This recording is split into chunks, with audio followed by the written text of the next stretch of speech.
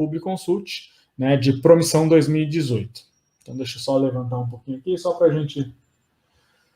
Então, o câncer de boca é uma denominação que inclui os cânceres de lábio e de cavidade oral, mucosa bucal, gengivas, palato duro, língua e assoalho de boca. E está entre as principais causas de óbito por neoplasias. Não está entre os principais fatores de risco que está na alternativa. E aqui é importante só para dar essa dica.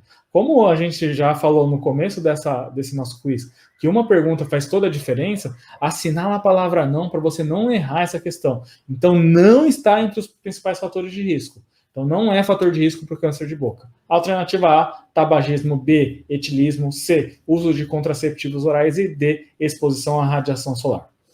Claro que é uma questão muito fácil. A resposta, sem dúvida nenhuma, é o uso de contraceptivos orais. E, claro, que o uso de contraceptivos orais não tem nenhuma relação em relação a câncer de boca, pode ter relação com alguns cânceres, por exemplo, nas mulheres, né?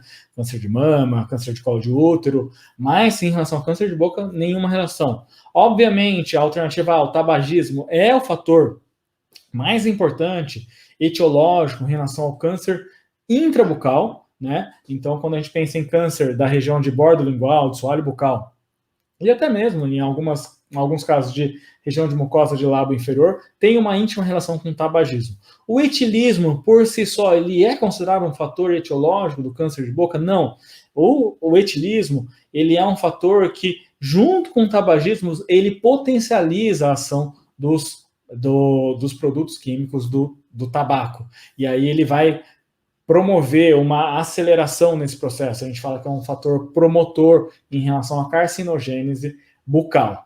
Então, o álcool sozinho, ele não consegue, ele não é um fator que a gente chama de iniciador, né, do câncer de boca. Isso a gente está falando de câncer de boca. E a gente está falando, quando a gente fala de câncer de boca, obviamente que a gente está falando de carcinoma espinocelular, que é sinônimo de carcinoma epidermoide, que é sinônimo também de carcinoma de células escamosas. Então, esse é o detalhe mais importante em relação a essa questão.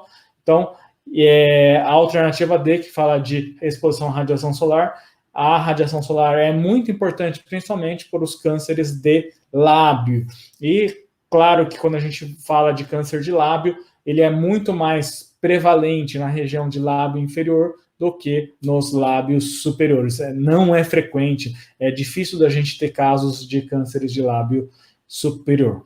Claro que quando o paciente trabalha diretamente exposto ao sol, a gente tem que indicar para o paciente formas de se proteger. Então, uso de chapéu, uso de bigode mesmo, uso de protetor labial, para que haja uma proteção. A gente sabe também que existem as lesões cancerizáveis, que seriam as lesões antes mesmo do desenvolvimento das lesões carcinomatosas. Então, na região de lábio inferior, por exemplo, se você estiver diante de um paciente com queilite actínica, já é um paciente que tem que indicar fortemente o uso de protetor labial, o uso de chapéu e o uso de outros artifícios para que haja uma proteção do lábio inferior. E quando o paciente tem uma leucoplasia, uma eritroplasia na boca, claro que nessas situações é muito importante a realização de biópsia, até para ver se existe uma tendência, né, que a gente chama tendência em relação à transformação maligna, que é essa gradação histológica em relação à atipia ou displasia. Agora a gente vai falar do quiz.